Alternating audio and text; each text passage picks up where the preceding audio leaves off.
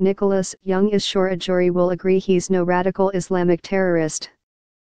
First he might have to convince jurors he's not a neo-Nazi. "I can't wait to go to trial," Young said in a phone interview from a Virginia jail.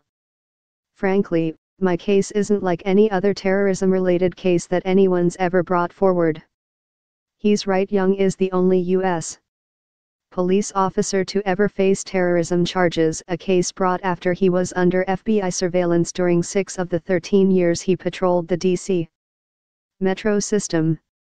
The 36-year-old Alexandria native is also a Muslim convert who used to dress up as a Nazi officer in reenactments, according to court documents, and kept a prayer list that included Saddam Hussein and Adolf Hitler. And he's a Ron Paul supporter who used his vacation time to fight in a civil war on the other side of the world. At a trial set for December in Alexandria, federal prosecutors plan to pursue a novel argument.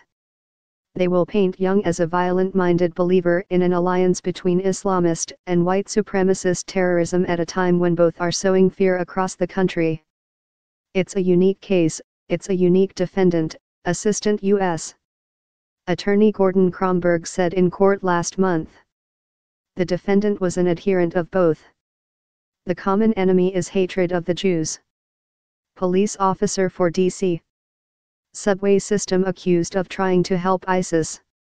Young says his historical enthusiasms and dark sense of humor have been distorted to wrongly portray him as man with long-standing terroristic proclivities. His only crime, he contends, was trying to help a friend who turned out to be an FBI informant. His defense team argues he was entrapped. "They're really grasping at straws here, trying to take everything I said out of context and take it in the most sinister light," Young said. During an hours-long interview from the Northern Neck Regional Jail in Warsaw, Virginia, this summer, he discussed his interest in military history, his relationship with the FBI and his 2 trips to join rebel groups battling Muammar Gaddafi in Libya. The alleged crime for which he was arrested in the summer of 2016 was nonviolent. He is accused of lying to the FBI about someone he thought had joined the Islamic State and sending that person $245 in mobile messaging cards. There was no threat to the metro transit system, officials emphasized at the time. But Young's words and interests, some of which a judge has ruled could be used against him at trial, were incendiary. He honored a pre-Nazi far-right German group on his license plate, tattooed the logo of an SS unit on his arm and used Hitler's birthday as an online password.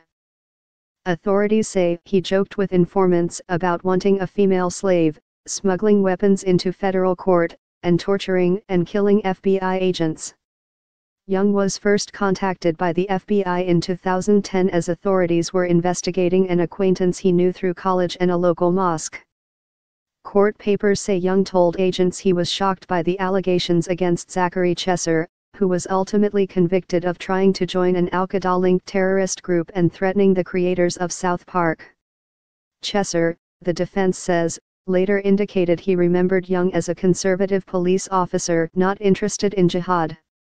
In the years that followed, Young never left the FBI's radar.